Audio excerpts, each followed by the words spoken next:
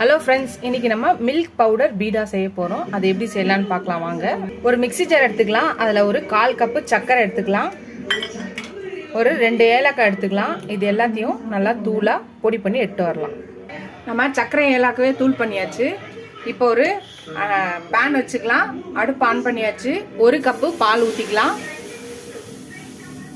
நீங்கள் காசின பாலாகவும் ஊற்றலாம், காசாத பாலாகவும் ஊற்றலாம். இது இப்போ காஞ்சிடுச்சு பாருங்கள். இப்போ இதில் நம்ம தூள் பண்ணி வச்சு சர்க்கரை ஏலக்காய் தூளை போட்டுக்கலாம். இதை தோலை மிக்ஸ் பண்ணிக்கலாம்.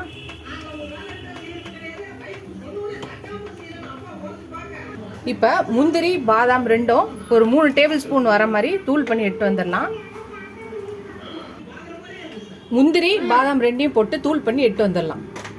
தூள் பண்ணியாச்சு. முந்திரி பாதாமையும் பாருங்கள் 3 டேபிள் ஸ்பூன் வரும். இப்போ இதை எடுத்து முந்திரி பாதாமே அரைச்சாச்சு, தூள் பண்ணியாச்சு பாருங்கள். இப்போ இதை கடாயில் போட்டுடலாம். பாலோட நம்ம தூள் பண்ணி வச்சிருக்க முந்திரி பாதாமை இதில் போட்டுடலாம். இதோட சேர்த்து கலக்கிக்கலாம். இப்போ இதில் 2 டேபிள் ஸ்பூன் ரவை போட்டுக்கலாம்.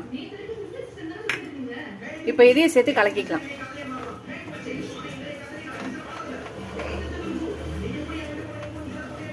ஒரு ஸ்பூன் நெய் போட்டுக்கலாம். இப்போ இதையும் சேர்த்து மிக்ஸ் பண்ணிக்கலாம். இப்போ ஒரு பவுல் எடுத்துக்கலாம். இதில் 1 கப்பு பால் பவுடர் போட்டுக்கலாம். 1/4 கப்பு தண்ணி ஊற்றி இதை கரைச்சிக்கலாம். இப்போ கரைச்சாச்சு. இப்போ இதை இதில் ஊற்றிடலாம். இப்போ இதையும் சேர்த்து நல்லா மிக்ஸ் பண்ணலாம். இது நல்லா நம்ம கிண்டிகிட்டே வருவோம். கடாயில் ஒட்டாமல் 1 திரண்டு வர வரையும் அதை நம்ம கிண்டிக்கிட்டே இருக்கலாம். அவ்வளோதான் ஃப்ரெண்ட்ஸ், நம்மளோட மில்க் பவுடர் பீடா ரெடி ஆகிடுச்சு பாருங்கள்.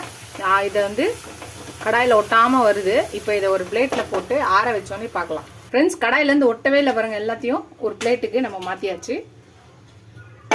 இது ஆறினோன்னே பார்க்கலாம். நம்மளோட மில்க் பவுடர் பீடா பாருங்கள் ஆறிடுச்சு. நல்லா இதை ஆறினோன்னே இந்த மாதிரி நல்லா எல்லாத்தையும் பிசைஞ்சிக்கலாம்.